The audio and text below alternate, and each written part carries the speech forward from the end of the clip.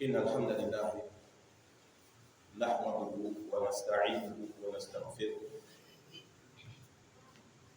ونعوذ بالله من شرور أنفسنا وسيئات أعمالنا من يهده الله فلا مضل له ومن يضلل فلا هادي له وأشهد أن لا إله إلا الله وحده لا شريك له وأشهد أن محمدا عبده ورسوله أما بعد.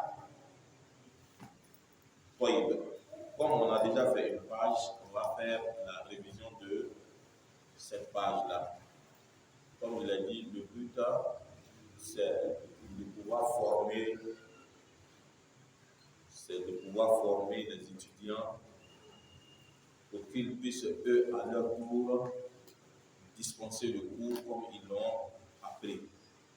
Donc voilà pourquoi on va faire des séances de révision.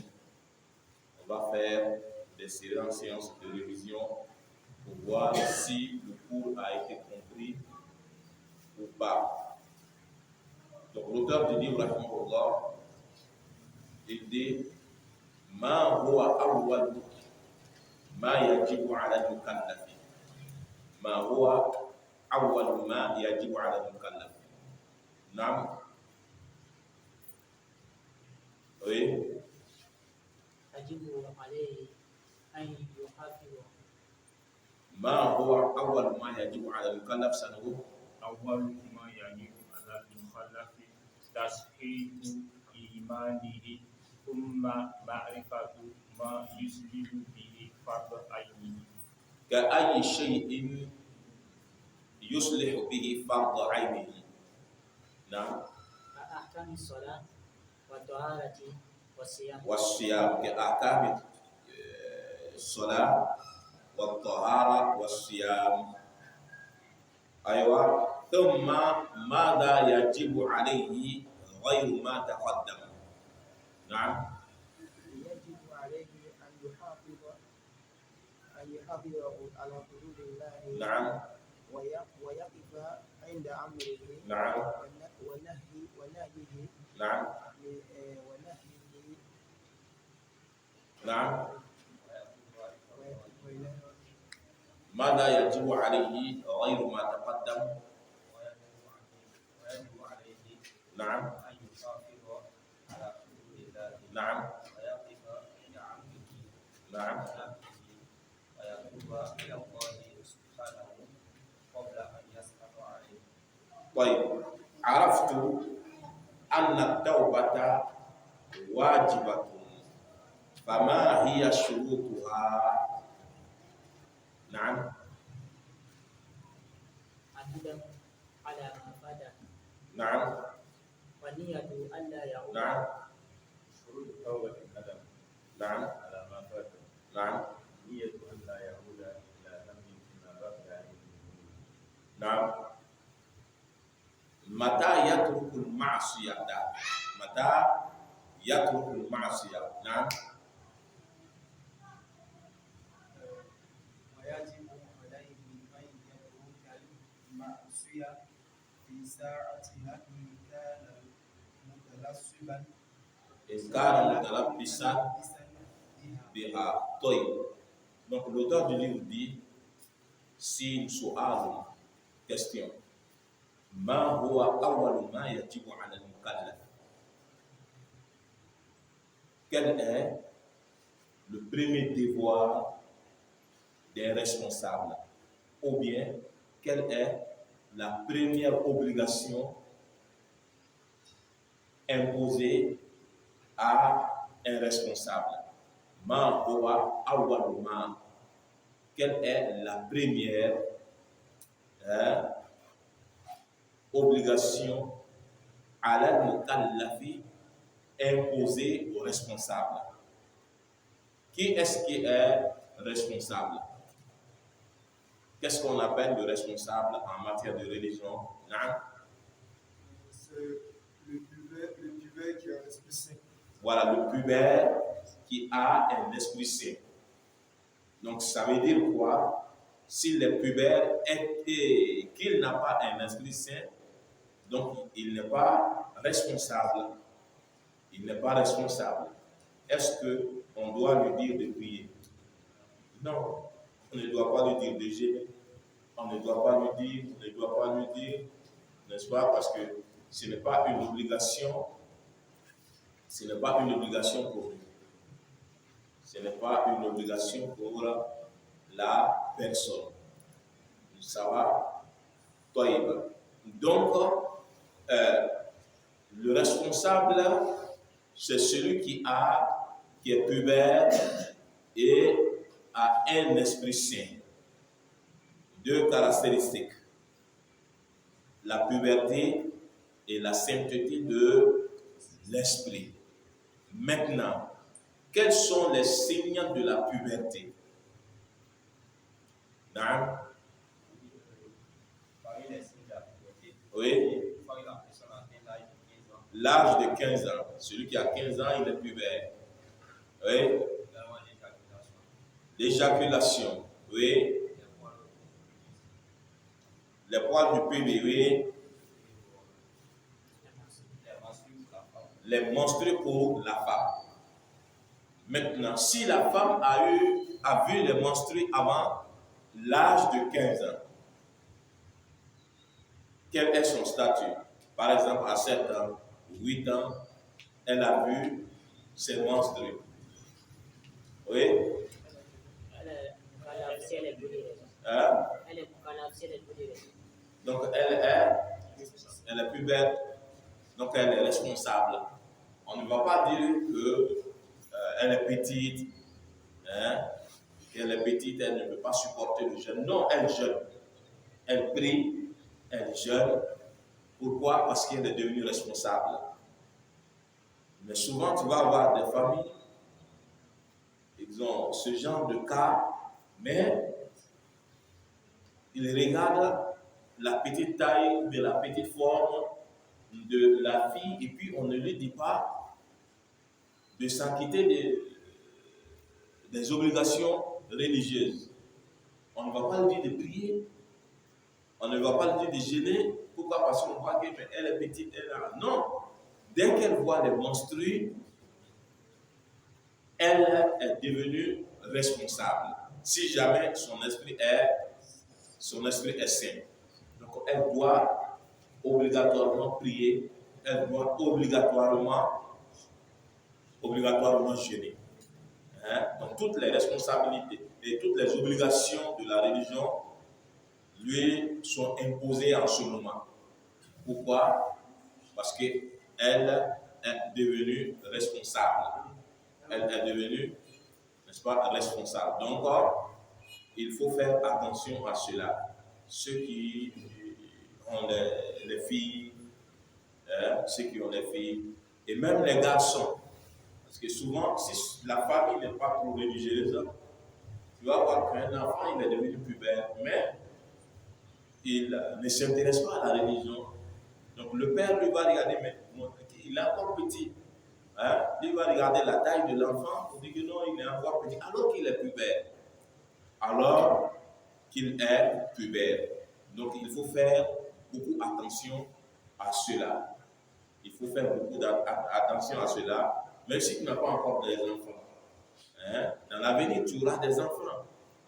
Dans l'avenir, Inch'Allah, tu auras des enfants. Donc, il faut apprendre, n'est-ce pas, pour pouvoir pratiquer mieux ta religion au moment opportun. Ça va, toi. On a dit l'obligation. Maho al-wajib. Qu'est-ce que c'est qu'une obligation? Oui. L'obligation, c'est ce que Dieu fait. Il doit faire le responsable. S'il délaisse, il est puni. S'il fait, il est récompensé. Voilà. Donc, c'est ce que le responsable doit faire. Ce que le responsable doit faire. S'il fait, il est récompensé. Maintenant, s'il ne fait pas, il est châtié. Donc, ce que le responsable doit faire en matière de religion, ce que le responsable doit faire en matière de religion, ta'abuda, pour adorer Allah subhanahu wa ta'ala. Donc, c'est ce qui est al-wajib. Ça va? طيب. Dans la réponse, l'auteur du livre a dit أول ما يجب على المكلف تصحيح إيمانه. تصحيح إيمانه. Donc, il faut qu'il vérifie, il faut qu'il corrige sa foi. تصحيح الإيمان, c'est la vérification du bon fonctionnement de la foi ou bien la correction de la foi. Qu'est-ce que c'est que la foi? Qu'est-ce que c'est que la foi? Oui. La foi consiste en parole, en croyance du cœur. Voilà, la foi consiste en parole, en croyance du cœur et puis en manifestation par les membres. Oui. Est-ce qu'on s'est limité à ça? Voilà, donc elle augmente avec l'obéissance et diminue avec les péchés. Donc ça, c'est la définition de la foi chez les Ahl Sunnah wal Jama'a. Les gens de la Sunna, les Salafis, les Salafs, c'est comme ça qu'ils ont défini la foi. Donc c'est comme ça qu'on doit obligatoirement définir la foi. C'est comme ça qu'on doit obligatoirement définir la foi, parce que c'est comme ça que les Salafs l'ont défini. Les pieux prédécesseurs, c'est comme ça qu'ils l'ont défini, les Ahl Sunnati wal Jama'a. Donc pourquoi est-ce qu'on dit les Ahl Sunnati wal Jama'a? On les appelle les Ahl Sunnah parce qu'ils sont rattachés à la Sunna du prophète alayhi salatu wa salam, et el Jama'a parce qu'ils sont unis. Ils sont unis. Ils ne divergent pas en matière de doctrine. Donc voilà pourquoi on dit el Jama'a. El-Jama'a, ils ne divergent pas en matière de doctrine. Ils sont unis en matière de doctrine. Est-ce que ça va? Donc voilà pourquoi on dit Ahl Sunnati wal Jama'a.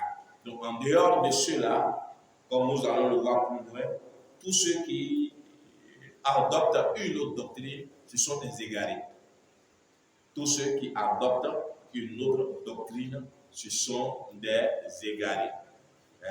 Comme les Mu'tazila, les Jahamiya, les Khawarij, les Chiites, les Rawafida, et ainsi de suite. Et comme ceux qu'on voit aussi chez nous ici, les Tidianites, les Tablirites, tout cela, ce sont des groupes égarés. Pourquoi? Parce qu'ils n'ont pas la même doctrine que les Ahl Sunnati wal Jama'a. Donc on a dit que la foi consiste en parole, en croyance du cœur et en manifestation par les membres. Elle augmente avec la foi, les bonnes œuvres d'obéissance, et elle diminue avec la désobéissance. Donc c'est ce qui est la foi. C'est ce qui est la foi. Est-ce qu'on se comprend? Maintenant, tu vas voir des groupes égarés comme les gens de la Jama'at al-Tabligh. Ils vont te dire, sortez pour aller chercher la foi. Il faut sortir, tu vas aller chercher la foi. Où tu vas aller chercher la foi? Maintenant, si tu demandes à un de qu'est-ce que c'est que la foi, et il ne pourra pas te répondre. Il ne pourra pas te répondre ce que c'est que la foi. Parce qu'il ne sait pas ce que c'est que la foi. Il va te dire seulement, il faut croire en Allah. Oui, il faut croire en Allah. La croyance en Allah est un pilier de quoi? C'est un pilier de la foi. La croyance en Allah, c'est un pilier de la foi. Donc, ils ne savent pas ce que c'est que la foi. Il faut demander à un tablighi, qu'est-ce que c'est que la foi? Il va dire non, il faut sortir pour aller chercher la foi. Sors pour aller chercher la foi. Non, la foi s'apprend. La foi s'apprend. Si on dit que la foi, elle consiste en parole, quelle est la parole? Qui est-ce qui va t'enseigner la parole de la foi? En croyance du cœur. À quoi est-ce que ton cœur doit croire? En manifestation par les membres. Qu'est-ce que tes membres doivent faire? qu'est-ce que tes membres doivent faire. Donc, il faut beaucoup faire attention. La religion s'apprend. Voilà pourquoi le premier verset, qu'Allah subhanahu wa ta'ala a révélé au prophète Muhammad alayhi salatu wa salam fut Iqra, lis. Iqra, lis. Iqra, bismi rabbika alladhi khalaq. خلق الإنسان من علق اقرأ وربك الأكرم الذي علم بالقلم علم الإنسان ما لم يعلم. Il a appris à l'homme ce qu'il ne savait pas. Donc il faut obligatoirement apprendre la religion. Donc c'est comme ça qu'est la foi. On ne se lève pas comme ça pour dire que va chercher la foi. Oui, va apprendre la foi. Qu'est-ce qu'on appelle la foi? Approche-toi des savants, demande qu'est-ce que c'est que la foi.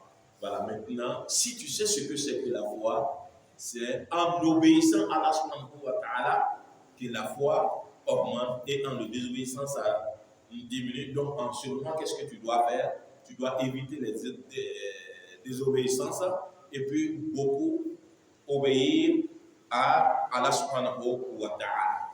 Ça va? Donc, voici ce qu'on appelle l'iman, la foi. On a dit que la foi repose sur combien de piliers? 4, 5, 2, 1. Combien? 3 piliers. Ah bon? La foi a 3 piliers, oui? 5 piliers. Oui? La foi a 6 piliers.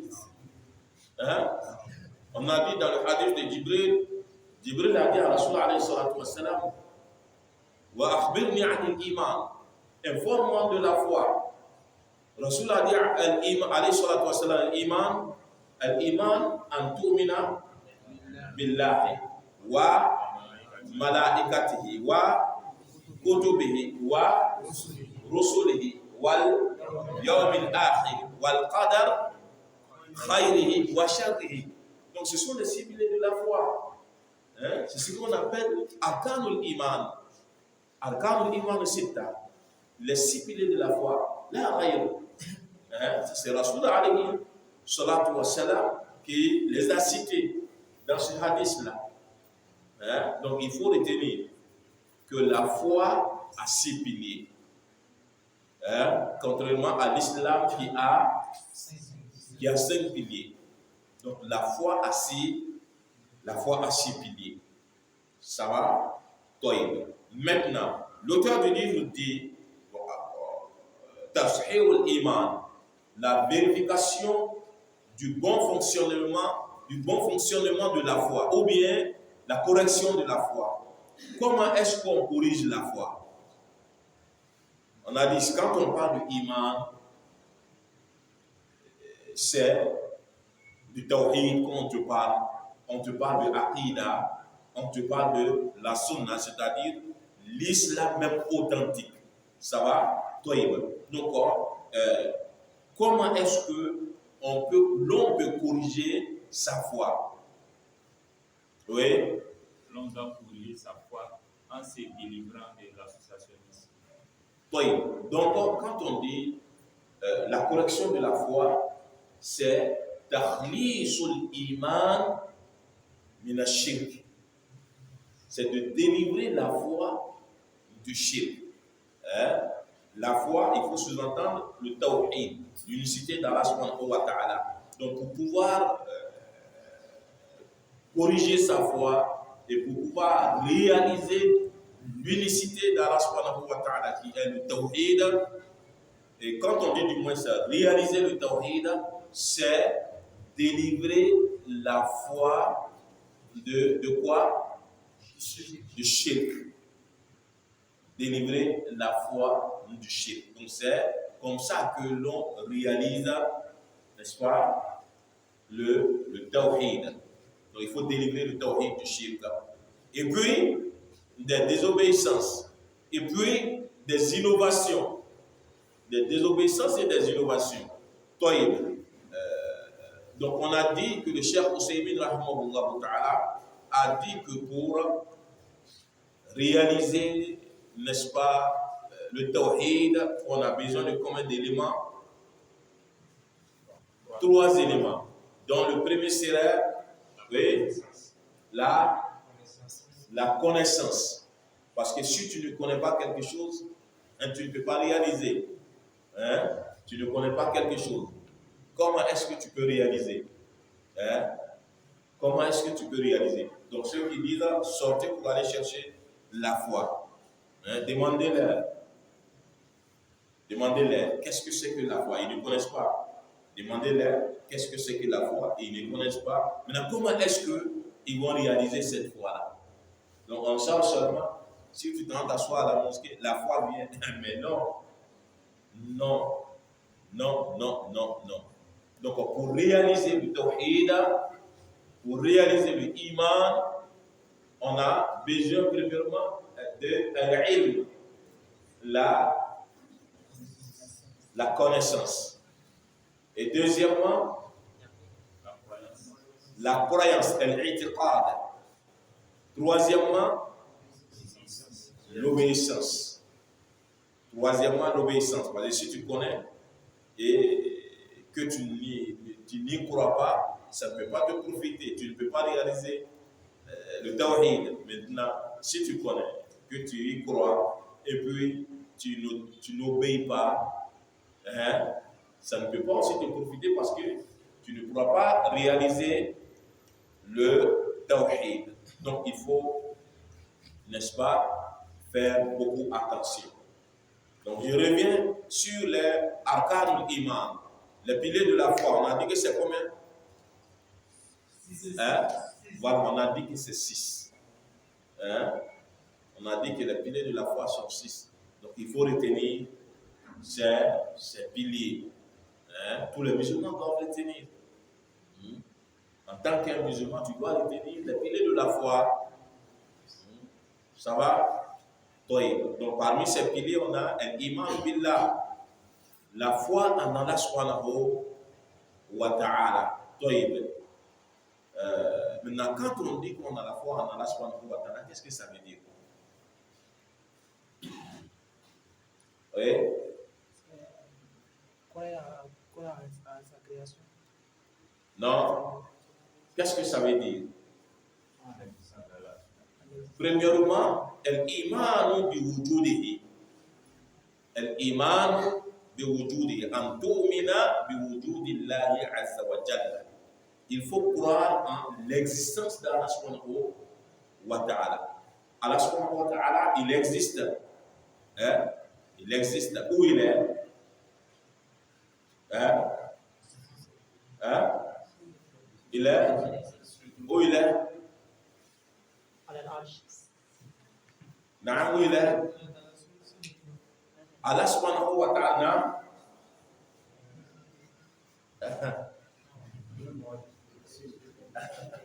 Allah est. Voilà. Allah n'est nulle part si ce n'est sur l'arche.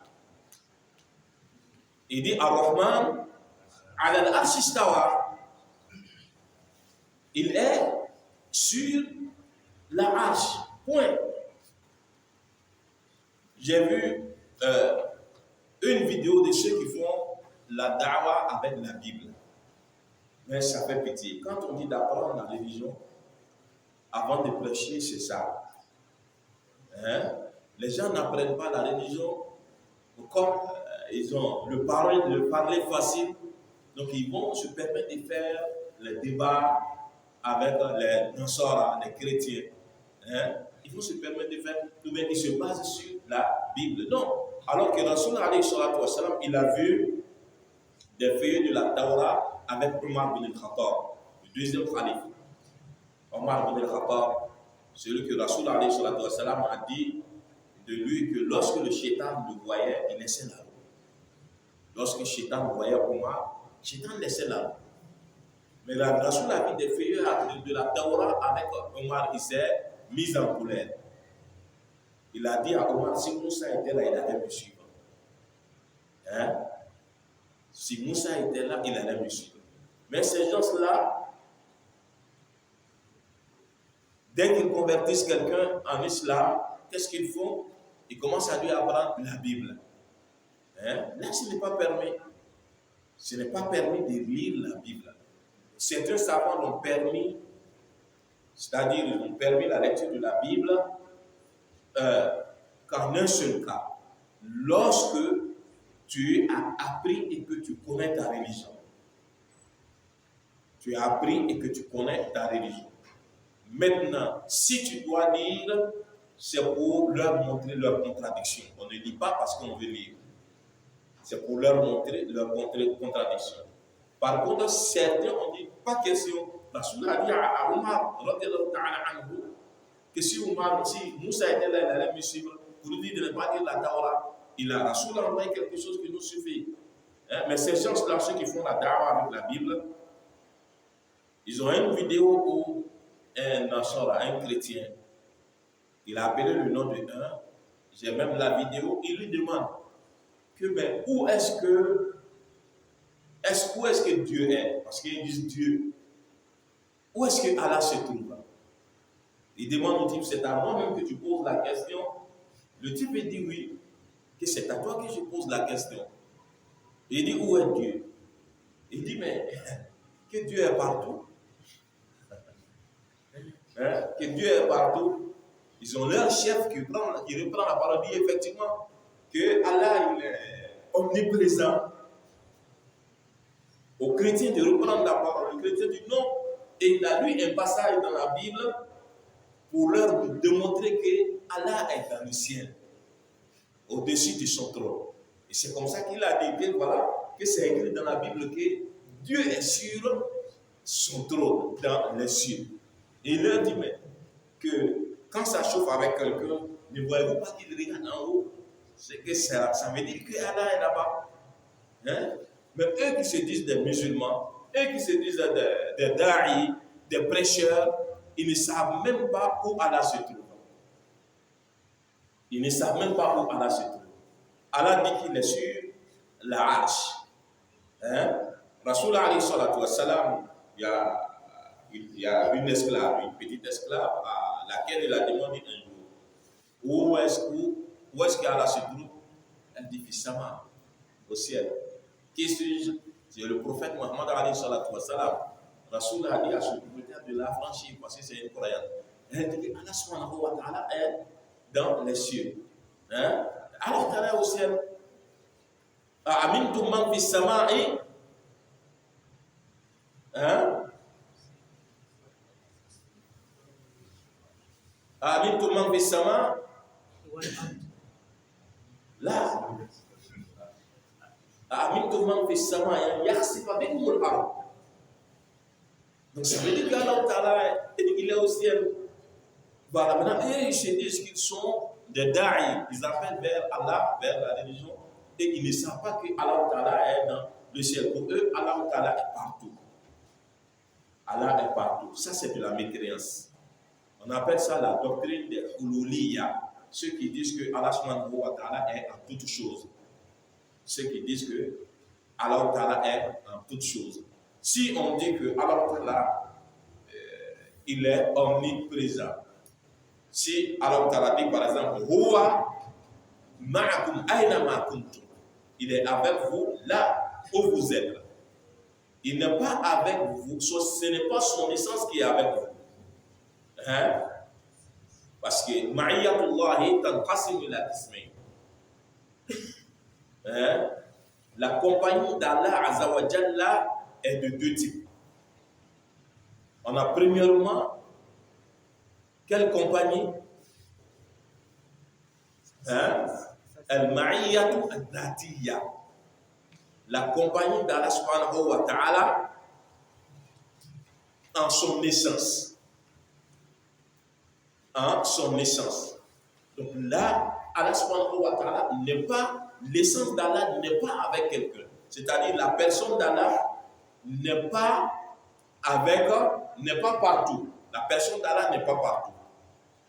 Mais la personne d'Allah se trouve sur la arsh. Ar-Rahman ala al-arsh istawa.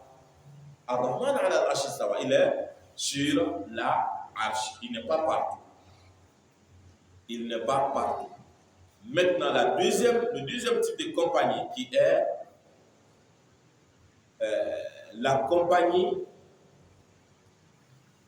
qu'on appelle al-ma'iyyatu al-ilmiyya, la compagnie en connaissance. Qu'est-ce que ça veut dire? Ça veut dire que la connaissance parfaite d'Allah Ta'ala est avec vous, là où vous vous trouvez. Allah Ta'ala, il vous voit, il vous enveloppe, rien ne se cache d'Allah subhanahu wa ta'ala. Donc il ne faut pas avoir en doctrine que Allah est partout, non. S'il dit Huwa ma'akum aina ma kuntum, il est avec vous là où vous êtes, ce que tu dois savoir, c'est que c'est sa connaissance qui est avec toi là où tu te trouves. Là où tu te trouves. Voilà pourquoi Rasul alayhi salatu wa salam, il a dit dans un hadith qui est rapporté par Bayhaqi, il dit Afdalul iman an ta'lama anna Allah ma'aka haythu ma kunta. Il dit la meilleure des foi, c'est que tu saches que Allah Azza wa Jalla est avec toi là où tu es. Est-ce que c'est l'essence d'Allah? Non. Ce n'est pas l'essence d'Allah, mais c'est la connaissance d'Allah subhanahu wa ta'ala. Maintenant, cette compagnie en connaissance d'Allah est aussi divisée en deux. Cette compagnie en connaissance d'Allah Azza wa Jalla, c'est aussi divisé en deux. Premièrement, c'est une compagnie âme, al-ma'iyyatu al-âme, la compagnie de manière générale. Donc, sa connaissance est avec tout le monde. Que tu sois mécréant, que tu sois musulman, que tu sois yahou, que tu sois nasara, que tu sois, tous les autres groupes égarés, alors qu'il est avec la compagnie d'Allah Ta'ala Allah Ta'ala accompagne tout le monde. Allah accompagne tout le monde. Maintenant, il y a le deuxième type de compagnie qu'on appelle al-ma'iyyatu al-khassa, la compagnie particulière et spécifique. Cette compagnie consiste à quoi? À la compagnie de l'aide d'Allah subhanahu wa ta'ala. Si Allah Ta'ala dit qu'il est avec toi alors que tu es un croyant, qu'est-ce que ça veut dire? Il est avec toi, sa connaissance est avec toi, il te voit, il t'aide, il te protège, hein? Il te protège, il te vient en secours. Donc cette compagnie c'est pour les... Voilà pourquoi Moussa alayhi salam, quand il s'est retrouvé en face de quoi? De la mer. Qu'est-ce que son peuple a dit? Ils nous ont rattrapés. Il dit qu'elle non. Inna ma'iyya Rabbi, mon Seigneur est avec moi. Est-ce que c'est la personne d'Allah? Non, ce n'est pas son essence. Mais c'est quoi? Sa connaissance. Sa connaissance, n'est-ce pas? La compagnie particulière ou bien la compagnie générale? La compagnie particulière, parce que c'est un messager d'Allah. Donc, Allah subhanahu wa ta'ala, il est avec lui. Allah ta'ala le voit. Allah ta'ala l'accompagne. Allah va l'aider. Allah va le secourir. Donc, la suite du verset nous montre que Allah subhanahu wa ta'ala est avec les croyants de manière particulière. Pourquoi? Parce que Allah lui a dit Idrib bi'asaka al-bahra fanfalaqa fakana kullu firqin kattawdil adhim. Ça va? Donc ça veut dire que c'est la compagnie particulière. Et c'est cette compagnie que le croyant doit chercher. Ça va? Donc ces gens-là, ce sont des gens égarés. Ce sont des gens égarés. Ils sont très dangereux pour la communauté. Hein? Les gens, souvent quand tu les vois, parce qu'ils ont le verbe, hein? Ils sont éloquents. Donc les gens se laissent berner par ce genre de paroles. Il y a un parmi eux qui était au Mali, je ne sais pas si c'est l'année passée ou cette année, ça y est, dans une vidéo que j'ai vue, il y a un Malien qui lui a demandé est-ce qu'un musulman peut lire la Bible? Il dit oui, un musulman peut lire la Bible, que si tu lis le Coran, si tu ne comprends pas, tu vas chercher la preuve dans la Bible. Hein? Mais en ce moment, ça va. Hein? Hein? Ça, ce n'est pas de l'ignorance au poitré. Hein? C'est ça qu'on appelle un diable al-murakkab. L'ignorance composée. Il ne sait pas et puis il ne sait pas qu'il ne sait pas. Comment tu peux dire à un musulman s'il n'a pas compris quelque chose dans le Coran? Il va chercher la preuve dans la Bible. Hein? Donc vraiment c'est un groupe qui est dangereux pour la communauté. Il ne faut pas penser qu'ils sont sur la voie prophétique. Non. Non. Depuis leur chef là-bas, le Congolais et ainsi de suite, c'est des gens qui sont égarés. C'est des gens qui sont égarés. Méfiez-vous d'eux. Méfiez-vous d'eux. Surtout ceux qui sont dans les associations, qui invitent n'importe qui pour venir prêcher. Faites très attention. Faites très attention à ceux que vous invitez pour venir prêcher. Celui qui a comme compagnon dans la religion un innovateur, c'est un innovateur.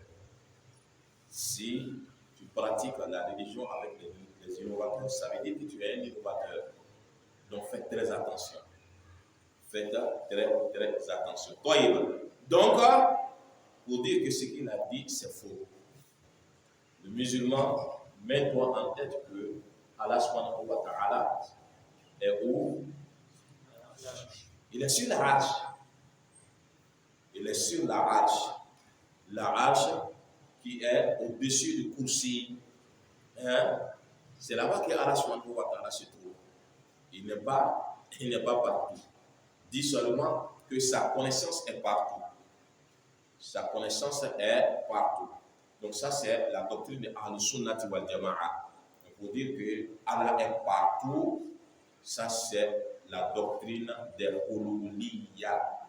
Donc pour eux, Allah est en toutes choses. Allah est en toutes choses. Alors que ça, c'est un danger. Donc Allah est dans toutes choses. Ça, c'est leur doctrine. Allah est dans toutes choses. Donc chaque être humain, Allah est en lui. Allah est dans les moutons, Allah est dans les bœufs. Non. Allah est ala al-arsh. Ala al-arsh istawa. Ça va? Donc, si on t'interroge où est Allah, dit qu'il est en haut. Sur la arche, c'est fini. Il ne faut pas dire qu'Allah est partout. Mais si on te dit, mais Allah a dit dans le Coran, il est avec vous, tu dis oui, c'est sa connaissance qui est avec nous. Ce n'est pas son essence. Ce n'est pas sa personne. C'est sa connaissance qui est avec nous. Il nous voit, il nous accompagne. Ça, c'est sa connaissance. Ça va? Donc, c'est un très grand danger. Donc, quand je disais, l'iman, la foi en Allah Ta'ala, repose sur 4 piliers. Premièrement, l'iman bi wujudihi.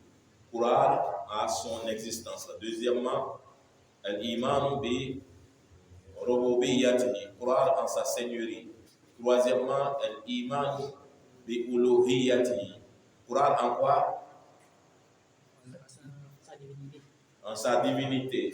Quatrièmement, l'iman bi asma'ihi wa sifatihi. Croire en ses noms et ses attributs. Donc Allah existe. Où il est? Ala al-arsh istawa intaha.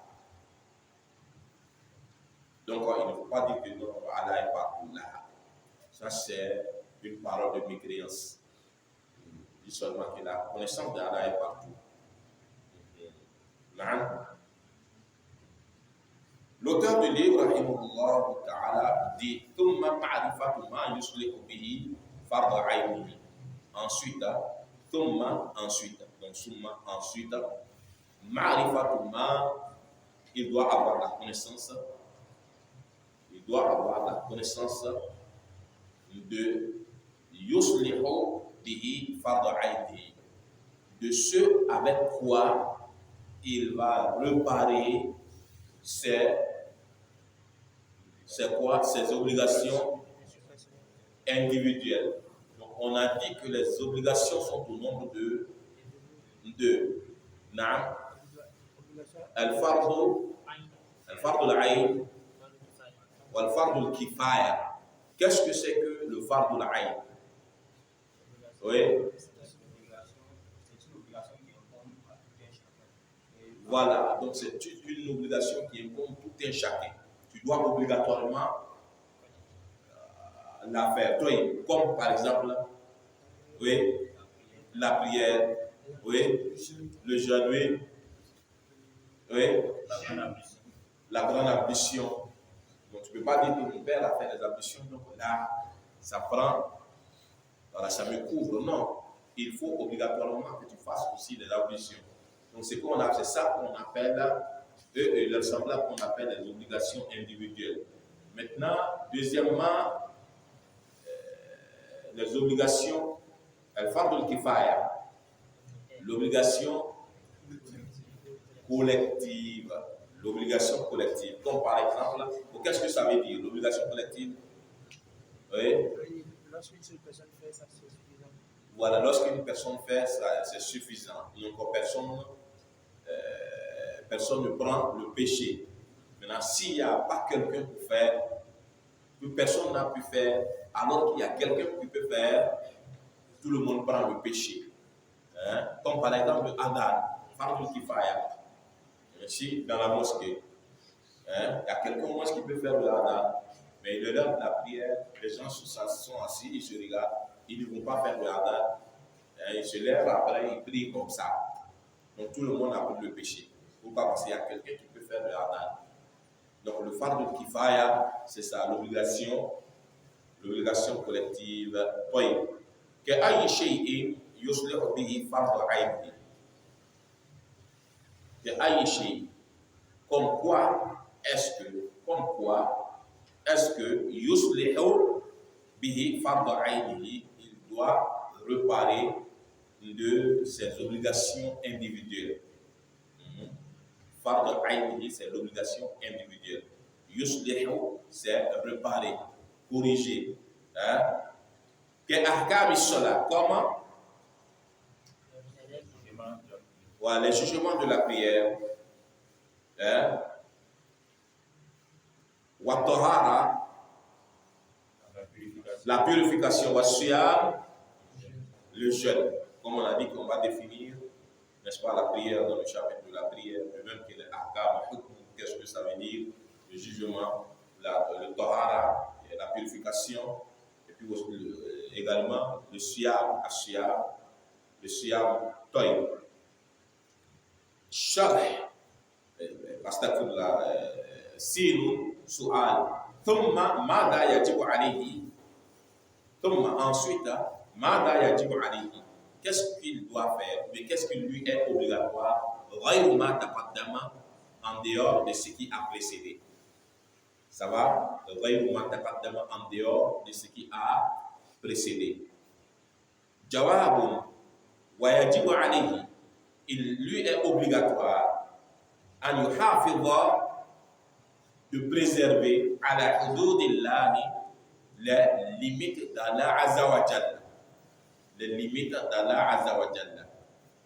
Les limites d'Allah sont divisées en combien? Oui, en deux types. On a les ordres et les interdictions. Ça va? Maintenant, si Allah subhanahu wa ta'ala il nous dit tilka hududullahi fala ta'taduha. Tilka hududullah fala ta'taduha. Donc c'est de quelle limite il s'agit?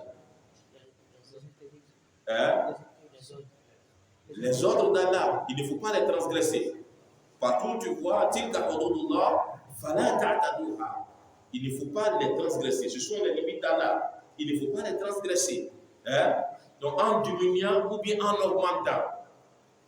Donc ça veut dire que l'innovateur, c'est il transgresse les limites d'Allah subhanahu wa ta'ala, soit en diminuant ou bien en augmentant, ou bien en changeant carrément, il envoie quelque chose d'autre, il met là-bas. Donc lui c'est un transgresseur, il ne faut pas innover. Maintenant, tilka hududullah fala taqrabuha, il s'agit des interdictions. Tilka hududullah fala taqrabuha wala taqrabu Voilà, taqrabu zina. Ne vous rapprochez pas de l'adultère, la fornication. Voilà, donc quand il s'agit des interdictions, il dit ne vous rapprochez pas. Il ne faut pas te rapprocher. Tout ce qui est interdit, il ne faut pas te rapprocher. Parce que si tu te rapproches, tu seras tenté par le diable. Voilà, donc il ne faut pas dire que j'ai la foi, donc je vais me rapprocher, que ça ne va rien me faire. Non, il ne faut pas faire ça. Tout ce qui est haram, le zina, l'adultère, la fornication, le vol, la boisson, il ne faut pas te rapprocher. Il ne faut pas te rapprocher, sinon c'est dangereux. Il ne faut pas voler. Et ce qui est pire même,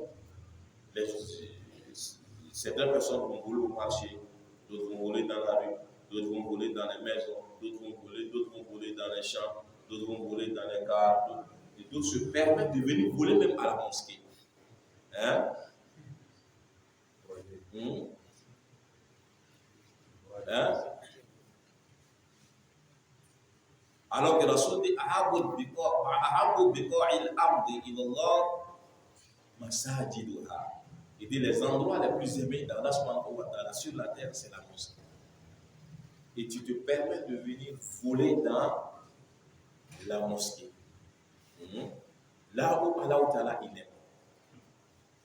Là où Allah ta'ala dit que ce sont les endroits qu'il aime le plus. La maison d'Allah subhanahu wa ta'ala. Tu viens voler dans la mosquée. Donc, fala taqrabuha. Il faut faire attention. Il faut faire très attention. Oui. Ça va? Wa yaqifa 'inda amrihi. Il doit s'en tenir aux ordres et aux commandements d'Allah. Wa nahyihi, et à ses interdictions. Wa yatuba ila Allah. Il doit se repentir. Wa yatuba, il doit se repentir ila Allah, vers Allah subhanahu vérité à lui, comme là avant, an yaskhatu alayhi, qu'il ne se mette en colère contre lui. Ça va? Soal. Araftu, il dit je connais maintenant, anna tawbata, que le repentir wajibatun est une obligation. Fama hiya shurutuha, quelles sont ces conditions? Oui, qui peut citer les conditions de repentir? On a dit premièrement, oui, shurutuha, ces conditions, an-nadamu ala ma fata. Regretter quoi? Regretter le passé. Ma fata, ce qui est passé. An-nadamu, de regret ala ma fata, de ce qui est passé. Ça va? Deuxièmement, wa niyatu, l'intention formelle, Allah ya'ouda, qu'il ne reviendra plus ila dhanbin, au péché, fima baqiya alayhi, dans ce qu'il lui reste min umrihi, de sa vie. Fima baqiya alayhi, dans ce qu'il lui reste min umrihi, dans ce qu'il lui reste min umrihi, de sa vie. Ça va? Donc ça fait la deuxième condition. Quelle est la troisième condition? Oui. Délaisser le péché. Délaisser le péché. Donc voilà pourquoi il dit Mata yatrukul ma'asiya. Quand est-ce qu'il doit délaisser le péché? Wa yajibu alayhi, il lui est obligatoire an yatrukal ma'asiyata, de délaisser le péché fi sa'atiha, à l'instant. C'est-à-dire au moment où il est en train de la commettre. À l'instant, in kana mutalabbisan biha, s'il est en flagrant délit. S'il est en flagrant délit. Donc, ça c'est la troisième condition de repentir. N'est-ce pas? Tu dois délaisser le péché si jamais tu es en flagrant délit. Tu ne vas pas dire que non, après je vais me repentir. Non. Ça c'est la troisième condition de repentir. Et la quatrième? Oui. Si c'est le droit d'une personne. Donc si c'est le droit d'une personne, il faut faut le retourner. Hein? Si c'est le droit d'une personne, il faut le retourner. Et si tu avais diffamé la personne, tu avais critiqué la personne, hein? Qu'est-ce que tu dois faire? Voilà, tu vois, tu lui dis que vraiment, j'ai parlé mal de toi, je t'ai critiqué, il faut me pardonner à cause d'Allah. Il va te pardonner. Hein? Maintenant, si c'est quelque chose que tu as pris chez lui, qu'est-ce que tu fais? Hein? Tu as volé quelque chose chez lui. On va lui donner. Tu t'en vas lui donner. Mais tu vas mettre là où tu sais qu'il va voir. Peut-être que si tu t'en vas lui donner, ça peut te porter préjudice. Donc tu sais que là j'ai pris là, alors que c'est lui qui sera le premier à venir. Donc je vais mettre là-bas. Là, s'il vient, il voit, et tu fais un repentir sincère envers Allah, à ne plus recommencer. Donc tous les actes que l'homme fait sont inscrits. Kiraman, katibin, ya'lamuna ma taf'alun. Ils savent ce que vous faites. Donc ils écrivent. Tout ce que tu fais, on écrit. Donc il faut faire très attention. Et la cinquième condition de repentir, oui, il faut te repentir à temps. La porte du repentir est ouverte tant que le soleil ne se lève pas au couchant. Comme Rasoul a dit, alayhi salatu wassalam. Et le repentir de l'homme est valable tant qu'il n'est pas agonisant. Donc si tu es agonisant, là, ce n'est pas valable. Parce que là, tu vas mourir. Donc, on a 5 conditions. Ça va? Toi, 4, si c'est entre toi et Allah, et 5, la cinquième condition, c'est si tu as le droit de quelqu'un avec toi. Ça va? Donc, il faut essayer de revenir dessus. Comme je l'ai dit, c'est comme ça qu'on va partir. Le but n'est pas d'apprendre des livres, de faire une simple lecture. Hein? Le but n'est pas de faire une simple lecture. La lecture qu'on veut faire, c'est ce qui peut nous profiter et être profitable aux autres aussi. Hein? Donc, notre devise, c'est al-ilm wal-amal wal-da'wa. Al-ilm, la connaissance, wal-amal, la mise en pratique, wal-da'wa, et l'appellation. Donc, si tu as appris, tu mets en pratique, puis tu appelles les gens vers ça. Donc, il faut beaucoup faire attention. On ne va pas aller comme certaines personnes le font. L'objectif, c'est que si on finit le livre, chacun puisse être capable de dispenser le cours à son tour. Voilà. Comme on peut te dépêcher dans une mosquée, va enseigner, va donner le livre, va enseigner les gens, va dispenser les cours, n'est-ce pas, dans ce livre-là. Parce que tu as appris, on sait que tu connais. Voilà, il ne faut pas se lever comme ça pour prêcher parce que tu connais la parole. Donc il a dit ceux qui font la dawa avec la Bible, ou bien les gens de la Jamaat établie, on te prend ce matin dans un bar, le soir en même temps on voit que tu es devenu un oustaz, tu commences à prêcher. Hein? Et on dit donc il a changé. Donc c'est très dangereux. Donc, il y a 2 questions. Premièrement, la première question est relative au repentir. Est-il permis à une femme de retarder son repentir pour un bien mondain ou pour ses parents? Non. Il n'est pas permis à qui que ce soit de remettre le repentir, comme nous allons le voir dans la question suivante. Hein? Il n'est pas permis de remettre le repentir. Ça, c'est haram. C'est haram de retarder le repentir. Le fait de retarder le repentir, ça, c'est haram. Il ne faut pas faire ça. Voilà. Donc, ça veut dire que tu n'es pas sincère. Voilà pourquoi on te dit donc,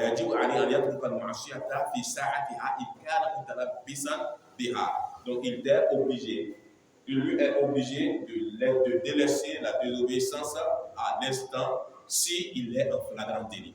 Maintenant, si tu dis que à cause de ton père, hein, ou bien un bienfait de ce baron. Il faut avoir la crainte d'Allah. On a été créé pour la religion, comme nous l'avons vu dans le cours du Tawhid. Maintenant, comment se fait-il que tu vas repentir, repentir à cause d'un bien de ce baron, hein? À cause d'un bien de ce baron. Que vaut ce baron? Rasul dit alayhi salatu wa salam, لو كانت الدنيا تعدل جناح بعوضة عند الله ما سقى الله الكافر شربة ماء. لو كانت الدنيا تعدل جناح بعوضة. Si ce bas monde avait la valeur de l'aile de quoi? De moustique. Hein? L'aile de moustique.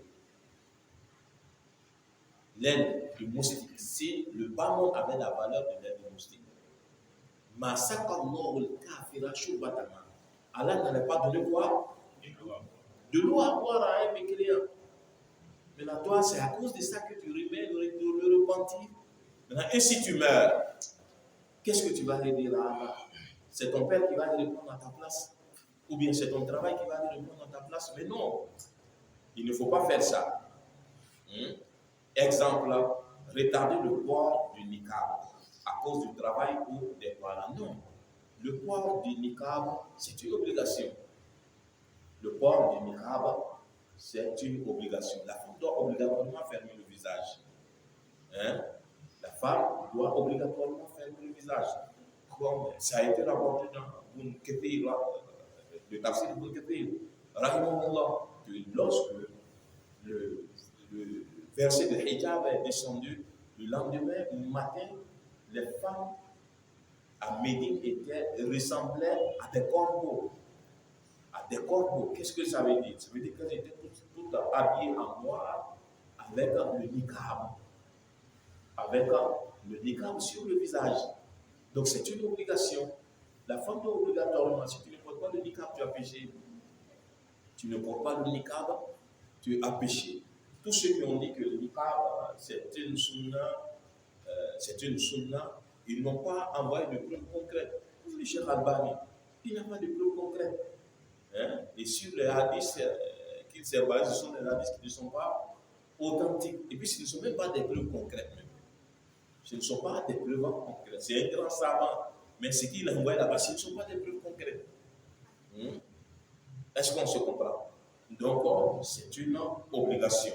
Si tu ne le fais pas, tu as péché. Tu ne le fais pas, tu as péché. La femme doit se couvrir. La femme doit se couvrir. Hein? Si on savait le péché qui était dedans, on n'allait pas s'amuser à laisser une femme sortir. Aujourd'hui, on voit les femmes sortir comme elles veulent. Hein? Bon, si tu vois, il n'a pas dit non, que j'ai attaché un foulard. Qui a dit d'attacher un foulard? On dit de se couvrir. Hein? Et j'ai attaché un foulard. J'ai attaché un foulard. Tout ton corps est dehors et puis tu reprends des foulards. On dit de fermer le corps. On ne nous a pas dit alors Allah n'a pas dit au prophète de dire à ses femmes d'attacher le foulard et puis laisser le coup dehors. Non. On dit de faire quoi? De rabattre leur voix sur elles. C'est ce qui est la religion. Vous dites que non, j'ai attaché. Non. Hein? Donc ta femme sort, elle revient avec combien de tonnes de péché? Hein? Elle sort avec combien de tonnes de péché elle voit? Elle va tenter les hommes seulement. Elle va tenter les hommes. Tu vas voir des femmes de musulmans, c'est pas la peine. Avec des vêtements, c'est caracromatique, quoi, comme on le dit. Hein? Oui. Tu vois comme Rachel a dit à Alexandre, elle est habillée, mais c'est comme si elle n'est pas habillée. Hein? Hein? Kassiyatun Ariat. Elles sont habillées, mais elles sont nues. Mais c'est très dangereux, chers frères en islam. Hein? Si elle sort, si un homme la voit, elle a ce péché. Un deuxième homme la voit, elle a ce péché. Un troisième homme la voit, elle a ce péché. Mais en quel moment elle va finir de justifier tous ces péchés-là? Hein? Donc, il faut beaucoup faire attention. Faisons attention. Il faut couvrir la femme. Hein? Deuxièmement, bon, on dit à cause des parents, non. Ça, si tu es devenu responsable déjà, tu es responsable, c'est dans ton kitab où on inscrit tes bonnes et tes mauvaises actions.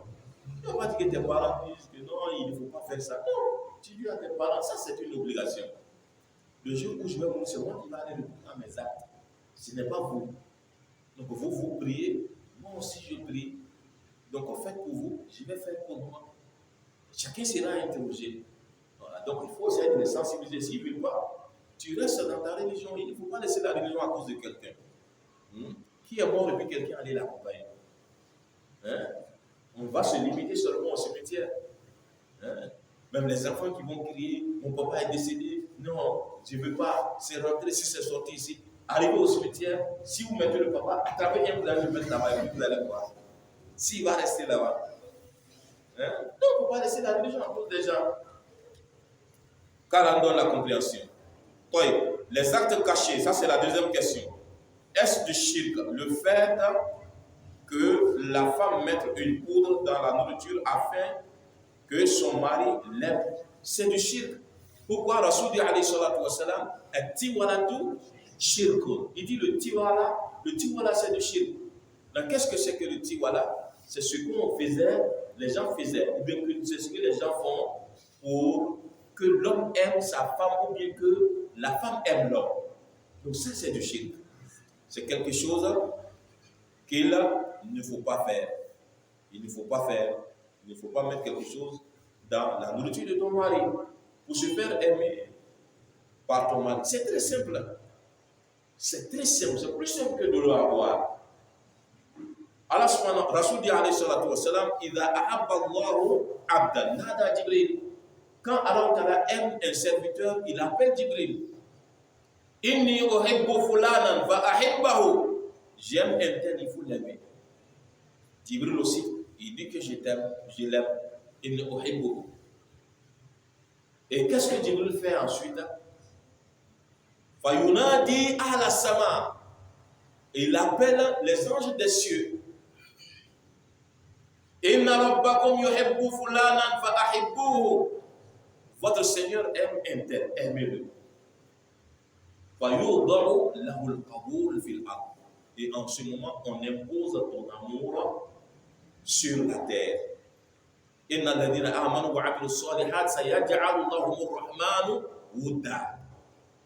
faut croire et faire des bonnes actions. Allah subhanahu wa ta'ala te fera aimer de tout le monde. Tout le monde va t'aimer. Tout le monde. Tout le monde va t'aimer. Donc c'est la même chose. Si Allah ta'ala te déteste, il appelle Jibril, je déteste telle personne. Jibril va te détester. Les anges vont te détester.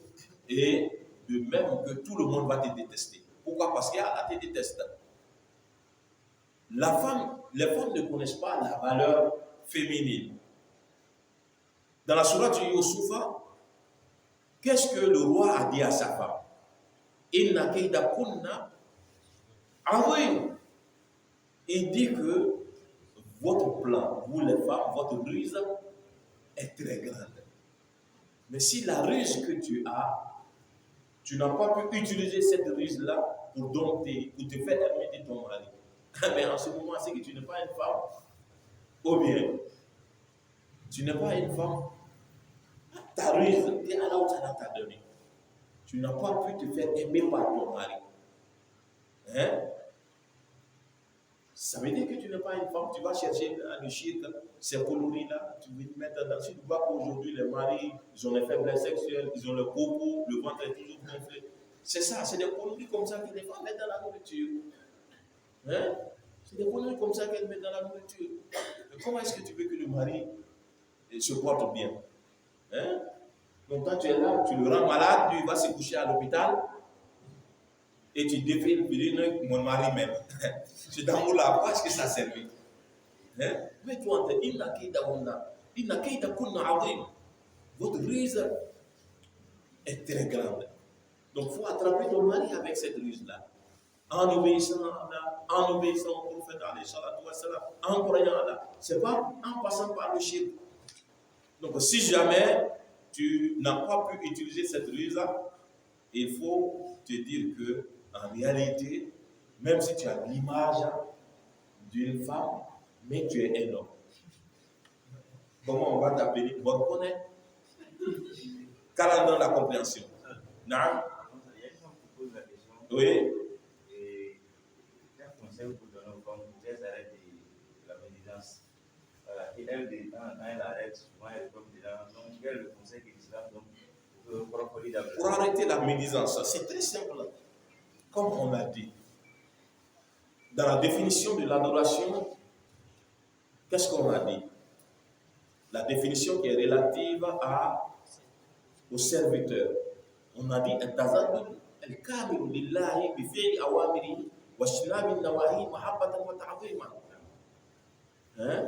donc le ta'zim là, c'est-à-dire la grandeur d'Allah. On a dit que le ta'zim, son profit c'est quoi?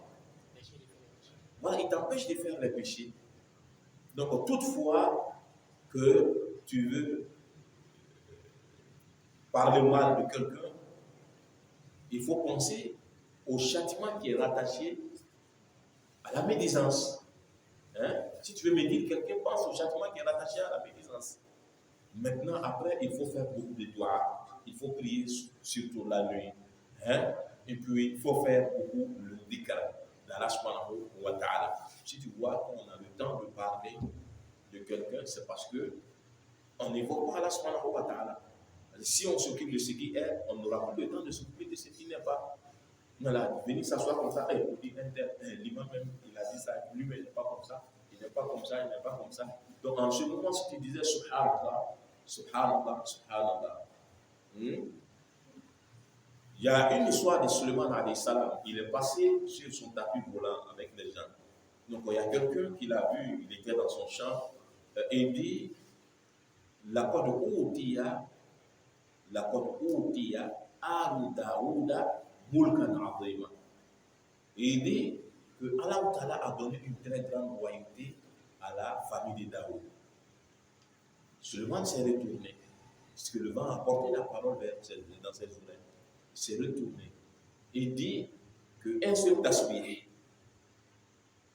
dire une seule fois Subhanallah, c'est meilleur que ce que la famille de Daoud a réussi comme don.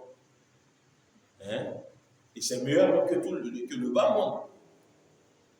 Pourquoi? Parce que le Subhanallah, dans le livre où on inscrit les bonnes actions du croyant, c'est une bonne action qui demeure. Alors que la royauté de la famille de Daoud est appelée un jour à disparaître.